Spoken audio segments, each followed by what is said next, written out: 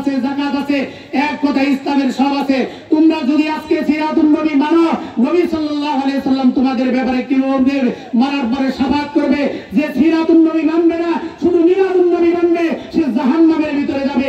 আমি স্পষ্ট দলিল দিতে চাই। হুমায়ুন কবির সাহেব না কে জানি সর্বপ্রথম, এই শহীদুল সাহেব বলার আগে বলছে, পৃথিবীর জমিনে সর্বপ্রথম সিরাতুন নবী, মিলাদুন নবী কে আবিষ্কার করেছে, কে করেছে, সেই সম্পর্কে আমি জানেন। মা আমিনার ঘরের ভিতরে হুজুর সাল্লাল্লাহু আলাইহি সাল্লামের যখন জন্ম হলো, এরকম দুইটা হাত ধরে খানায় কাবার পিছন দিয়ে চতুর্দিক দিয়ে ঘুরতেছিল আবু তালেব।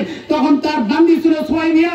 আবু তালেবকে মানুষ বলেছিল যে তুমি দুনিয়ার ভিতরে সবথেকে কোন বস্তুকে মহব্বত করো? আবু তালেব বলেছিল আমার এক বান্দি আছে সুয়াইবিয়া, দেখতে সুন্দর, আখলাক ভালো, চরিত্র ভালো, সব থেকে বেশি আমি ওই সুয়াইবিয়াকে মহব্বত করি। আবু লাহাব বলেছিল যখন খবর আসছিল মুহাম্মদ রাসূল দুনিয়ার জমিনে আগমন করছে, আবু লাহাব তার আঙ্গুলের ইশারা দিয়ে তিনটা ইশারা দিয়েছিল, একবার, দুইবার, তিনবার বলছিল। সুয়াইবিয়া বান্দি মনিবকে বলছিল, মনিব আপনার তিন আঙ্গুল দ্বারা আপনি কি বুঝাইতে চাইলেন? আপনি স্পষ্ট করে দেখান, আমি বুঝতে পারি নাই। তখন আবু লাহাব বলছিল আমি তিন আঙ্গুল দিয়ে তোমাকে তিনবার ইশারা দিলাম, কারণ তুমি আমাকে এমন সুন্দর খবর দিয়েছ, যে সুন্দর খবরে আমি পৃথিবীর জমিনে সর্বপ্রথম সব থেকে বেশি খুশি হই। সিরাতুন নবী আর মিলাদুন নবীর পার্থক্য, মিলাদুন নবী সর্বপ্রথম পালন করছে আবু লাহাব, তার বান্দিকে আজাদ করে সবকিছু করে। যদি মিলাদুন নবী করার কারণে যদি জান্নাতে চলে যায়, আবু লাহাব কোথায় যাবে?